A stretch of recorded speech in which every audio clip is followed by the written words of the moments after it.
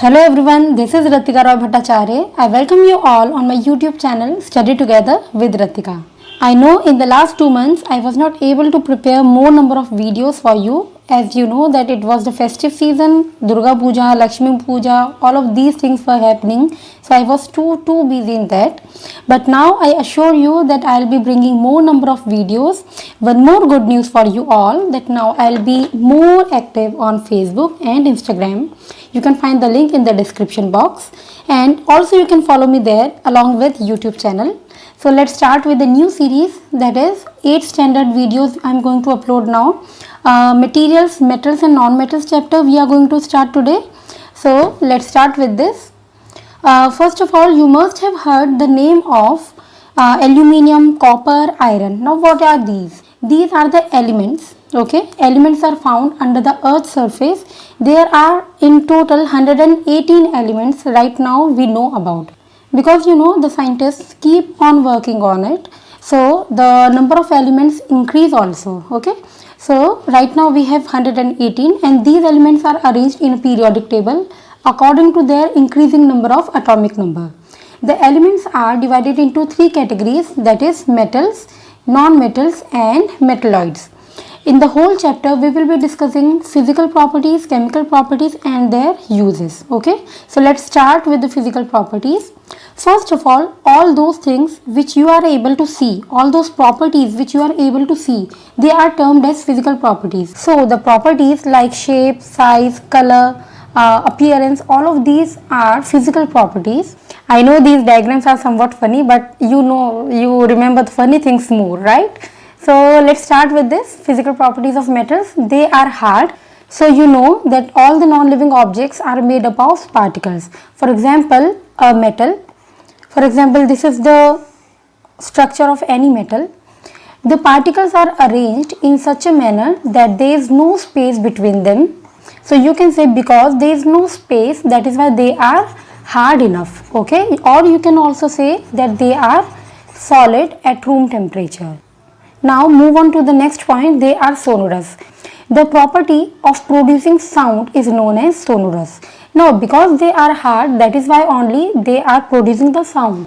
If you take an example of a soft metal like sodium, potassium, these are exceptional cases of metals. So if you see they are soft enough, that is why they will not produce sound. In spite of that, they will break down into many number of pieces if you hit them using any hard object. Then the next point is lustrous. Lustrous means the metals have a shiny surface. The next point is they are malleable.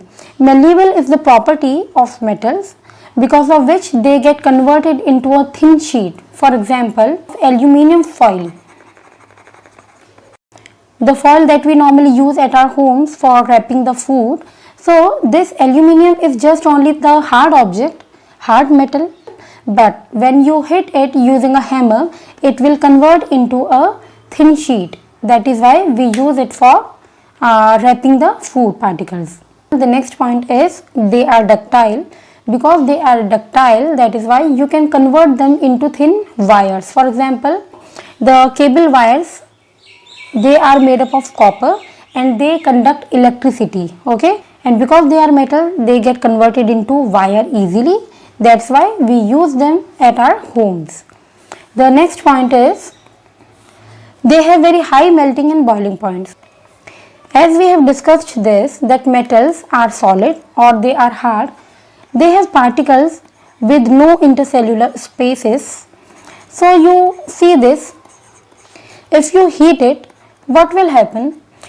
Because there is no space between the particles, so more and more energy will be required to break the particle, or you can say that there will be more energy requirement for creating a gap between the particles. Okay, once a gap is created, then you can say that they will start boiling, they will start melting. That's why a high temperature is required for melting and boiling the metals. The last point, they are solid at room temperature. The same reason goes that the particles are arranged with no space between them, that is why they are solid. And there is a metal, that is mercury.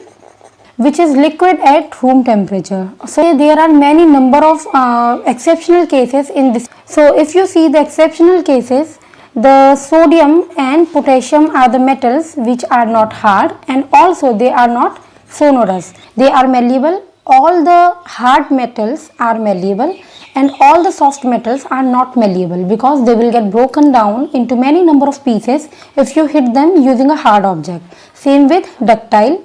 Okay, then high melting and high boiling point. Again, if you have a soft metal, they won't be having high melting and high boiling point, because almost the space will be there in their particles. Then solid at room temperature, we see that mercury is the element or is the metal which is liquid at room temperature. Physical properties of non-metals, they are just opposite of metals. They are soft, they are not sonorous, means they do not produce any sound. Then they are non-malleable. Non-malleable means they will not get converted into a sheet, neither a sheet nor a wire. Then they do not have a luster. For example, carbon if you see, or lead, they do not have any luster on them. Then they have low melting and low boiling point, because they are not that much solid at room temperature. They are either liquid or gas at room temperature. Okay, so this was all about physical properties of metals and non-metals. In the next video, we will discuss about chemical properties and their uses. Till then, bye bye, take care, and thanks for watching.